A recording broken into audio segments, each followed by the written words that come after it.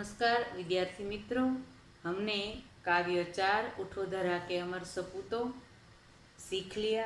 आपने कंठस्थ भी कर लिया होगा। इसके शब्दार्थ भी आपने बराबर एक बार रफ नोट में लिखकर कंठस्थ कर लिए होंगे। अब इसका अभ्यास लिखते हैं। तो अभ्यास का पहला, दूसरा और तीसरा तीनों प्रश्न और स्वाध्याय का पहला प्रश्न, ये सब कुछ मैंने लिखकर फोटो भेजी है, पीडीएफ भेज रही हूँ, आप उसमें से देखकर लिख लेना। अब स्वाध्याय का प्रश्न 2, इसको समझते हैं। दिए गए काव्य को पढ़कर प्रश्नों के उत्तर दीजिए। आपको एक काव्य दिया गया है, पढ़कर समझते हैं। ठीक है। खड़ा हिमालय बता रहा है, डरो न आंधी पानी में। तो पहले वाक्य से ही, पहली पंक्ति से ही हमें पता चल जाता है कि हमें हिमालय के बारे में कुछ कहा गया है। तो क्या कहा गया है काव्य में, समझते हैं। खड़ा हिमालय बता रहा है, डरो न आंधी पानी। हिमालय हमें ये संदेश दे रहा है, क्या? तो आंधी या पानी यानी कि बारिश, अतिवृष्टि, बाढ़ आदि से डरना नहीं है, क्योंकि हिमालय स्वयं खड़ा है और अडिग रहा है। और इसीलिए हमें भी यही संदेश दे रहा है, किसी भी प्रकार की आंधी आए, किसी भी प्रकार की मुसीबत आए, कितना भी पानी आए, कितनी भी बाढ़ आए बड़ी, पर तुम डरना नहीं। और क्या करोगे? तो डटे रहो तुम अपने पथ पर कठिनाई तूफानों में। डटे रहना मानी अडिग रहना, अचल रहना, वहाँ से हिलना डुलना नहीं। तो तुम अपने पथ पर डटे रहो। कौन सा पथ? तो हम जो कार्य कर रहे हैं उसी कार्य में, हम जो अपने देश के लिए काम कर रहे हैं उसी काम में, हम जो अभ्यास कर रहे हैं उसी अभ्यास में हमें डटे रहना है, लगे रहना है, पीछे हट नहीं करनी है। तो डटे रहो तुम अपने पथ पर कठिनाई तूफान, चाहे कितनी ही कठिनाई आए, कितना ही बड़ा तूफान आए, आंधी तूफान, पानी, बाढ़, बहुत सारी मुसीबत आए, फिर भी तुम्हें क्या करना है? तो डटे रहना है, अडिग रहना है, अपने लक्ष्य तक पहुंचने पर ही दम लेना है। यानी कि अपने पथ पर, अपने रास्ते पर, अपने लक्ष्य तक पहुंचाने वाले रास्ते पर हमें अडिग रहना है। डिगो न अपने पथ से, तुम तो सब कुछ पा सकते हो प्यारे। तुम अगर अपने पथ से, अपने रास्ते से हिलोगे नहीं, पीछे हट नहीं करोगे, तो सब कुछ पा सकते हो। जो भी तुम पाना चाहते हो, जो भी तुम्हारा लक्ष्य है, वो लक्ष्य तुम प्राप्त करके ही रहोगे। अगर तुम अपने पथ से पीछे नहीं हटोगे, अपने लक्ष्य तक पहुंचने में कभी तुम पीछे नहीं हटोगे, रुकोगे नहीं, आगे ही बढ़ते रहोगे, तभी सब कुछ पा सकते हो। तुम भी ऊंचे उड़ सकते हो, छू सकते हो नभ के तारे। तुम भी बहुत ऊंचे उठ सकते हो, बहुत कुछ प्राप्त कर सकते हो, आकाश के तारे को भी छू सकते हो। नभ यानी आकाश, आकाश के तारे को भी छू सकते हो। यानी कि कितना ही बड़ा लक्ष्य क्यों न हो, उस लक्ष्य को तुम प्राप्त कर सकते हो, बहुत ऊंचाई पर जा सकते हो। अब आगे कहते हैं, मैं अटल रहा जो अपने पथ पर लाख मुसीबत आने में।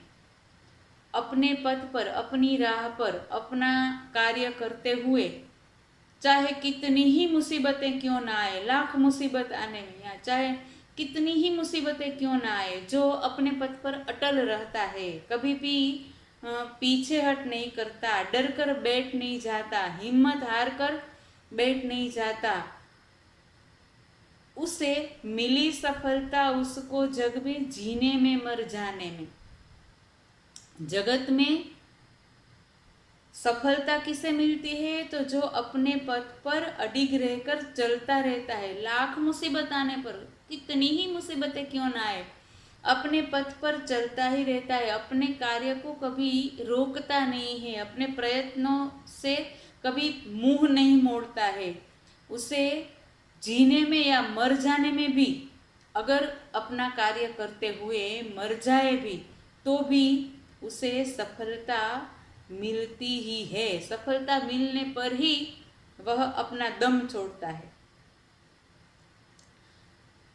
जितनी भी बाधाएं आई उन सब से ही लड़ा हिमालय। अब हिमालय पर्वत के बारे में कहा है, तो हिमालय पर्वत के सामने चाहे कितनी ही मुसीबतें आई, कितनी रुकावटें आई,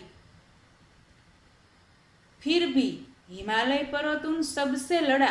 कभी भी किसी भी रुकावट में, किसी भी मुसीबत के सामने हिम्मत हार कर हिमालय रुक नहीं गया, बैठ नहीं गया, मानी खड़ा ही रहा। अपना ऊंचा आसन वैसे ही रखा। इसीलिए तो दुनिया भर में हुआ सभी से बड़ा हिमालय। हिमालय ने कभी हार न मानी, चाहे कितनी बाधाएं आई, मुसीबतें आई, उन सब मुसीबतों से हिमालय पर्वत लड़ा, उन मुसीबतों का सामना किया और मुसीबतों का सामना करके उस मुसीबतों को हराया। इसीलिए पूरे विश्व में हिमालय सबसे बड़ा पर्वत माना जाता है। क्या हमें हिमालय के बारे में, यानी हिमालय पर्वत हमें संदेश क्या देता है, यह काव्य में दिखाया गया है। तो क्या कहा है? तो हिमालय हमें कहता है चाहे कितनी ही मुसीबत आए, कितनी ही कठिनाई आए, कितना बड़ा तूफान आए, किसी भी प्रकार की आंधी आए, बाढ़ आए, पानी की मुसीबत आए, कोई भी मुसीबत आए, क्या करना है? तो डरना नहीं है, हिम्मत हारना नहीं है, अडिग रहकर अपने पथ पर आगे बढ़ते ही रहना है। अगर हम अपने पथ पर आगे बढ़ते ही रहते हैं, अपने पथ पर आगे बढ़ने से जरा भी हिलते डुलते नहीं है, आगे ही बढ़ते रहते, हिम्मत से आगे बढ़ते रहते, तो सब कुछ पा सकते हैं। क्या पा सकते हैं? तो आकाश के तारे भी प्राप्त कर सकते हैं, बहुत ऊंचाई पर उड़ सकते हैं, बहुत ऊंचा उठ सकते हैं। जगत में जो अपने पथ पर अटल रहा, अडिग रहा, किसी भी प्रकार की मुसीबत आने पर भी अपने पथ को नहीं छोड़ा, पुरुषार्थ को नहीं छोड़ा, उसे ही सफलता मिलती है। जगत में उसी को सफलता मिली है जिसने अडिग रहकर सभी मुसीबतों का सामना किया। और हिमालय ने यही किया है कि जितनी भी बाधाएं आई उन सभी बाधाओं से लड़ा। बाधा यानी मुसीबत, मुश्किल, जितनी भी मुश्किल आई सभी मुश्किलों से हिमालय लड़ा और इसीलिए दुनिया भर में सबसे बड़ा हुआ है। हिमालय पर्वत विश्व में सबसे बड़ा हिमालय पर्वत है। क्यों? क्योंकि हिमालय किसी भी प्रकार की मुसीबतों से घबराया नहीं, डरा नहीं, अडिग रहा, अपने स्थान पर ही रहा। उसी तरह हमें भी क्या करना है? तो किसी भी प्रकार की मुसीबतें आए, हमारा जो लक्ष्य है उसी लक्ष्य को प्राप्त करने के लिए हमें हमेशा प्रयत्नशील रहना है, घबराना नहीं है, पीछे हट नहीं करना है। ठीक है। अब आपको क्या करना है? आपका गृह कार्य बराबर से ध्यान में रहे, पूरा अभ्यास आपको लिखना है। स्वाध्याय का पहला प्रश्न भी मैंने लिख कर दिया है, ये भी आपको लिखना है। दूसरा प्रश्न है, इसमें यह काव्य है, ये काव्य आपको लिखना है। इसके प्रश्न अभी आपको नहीं लिखने हैं। आज आपने काव्य समझा है, आप काव्य समझो, एक बार पक्की कापी में ये काव्य लिखो और अगले टास्क में इसके प्रश्न के उत्तर दूंगी। तो आज आपको क्या करना है? अभ्यास पूरा करके स्वाध्याय का प्रश्न 1 और प्रश्न 2 का खाली काव्य, ये आपको अपनी पक्की कापी में लिखना है।